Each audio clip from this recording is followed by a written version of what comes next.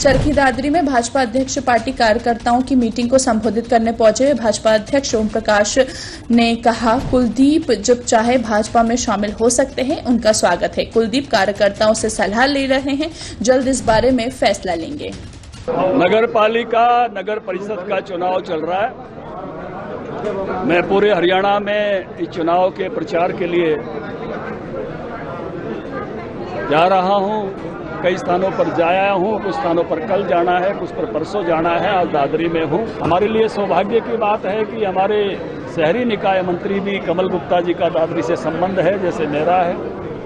तो निश्चित रूप से दादरी के विकास में हमारे हिसाब की नगर पालिका बनने से, नगर परिषद बनने से चार चांद लगेंगे। तेजी के साथ विकास होगा, क्योंकि ये मौका हमको नियति ने दिया है, संयोग ने दिया है कि इस समय नगर निकाय मंत्री भी दादरी शहर से जुड़े हुए हैं और आने वाले समय में एक ऐसी दादरी जिसका सपना हम सब देखते हैं, उस प्रकार की दादरी जो है, चरखी दादरी जो है, वो खड़ी करेंगे। उसके विकास में और अच्छे से अच्छे काम कैसे किए जाए करेंगे। देखिए, कुलदीप बिश्नोई जी ने अंतरात्मा की आवाज़ पर वोट दिया, मैं उनकी प्रशंसा करता हूँ।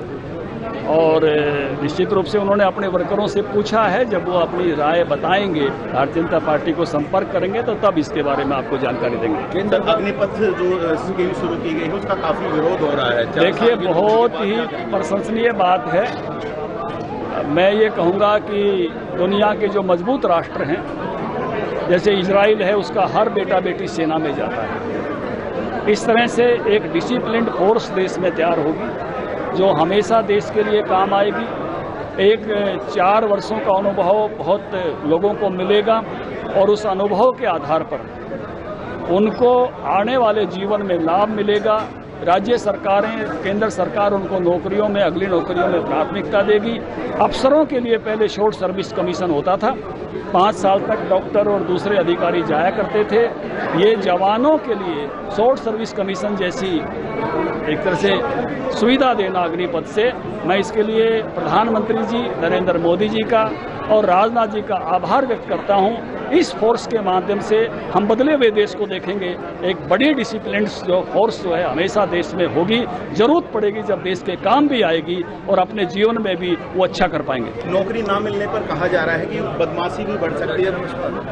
नहीं, ऐसा कुछ भी नहीं है। ये फौजी आदमी हमेशा देश के संस्कार के साथ चलता है और उसके साथ आगे बढ़ता है। ऐसा जो सोचने वाले जो हैं वो भारत को और भारत की फौज को जानते नहीं है। इसका मतलब भारत का फौजी बहुत संस्कारित होता है। ईडी को लेकर के छापेमारी जो करवाई जा रही है। देखिए, सवाल ये है कि एक अखबार जो चल नहीं रहा हो, नेशनल हेराल्ड कितना चला हुआ है देश में, और फिर भी उसकी पूंजी बढ़ती जाए, 2000 करोड़ हो जाए और संस्था की बजाय परिवार मालिक हो जाए, तो ईडी सवाल भी ना पूछे।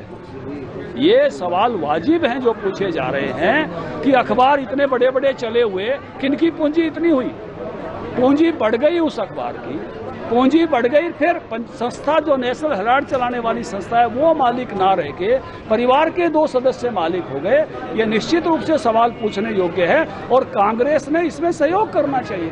और ज्यादा अच्छा अगर कांग्रेस का नेतृत्व करना चाहता है तो पहले राहुल जी ने, सोनिया जी ने नेशनल हेराल्ड के ट्रस्ट को वो देना चाहिए, सारा का सारा व्यक्तिगत पूंजी उसको बनाने की बजाय फिर से संस्था को सौंपना चाहिए।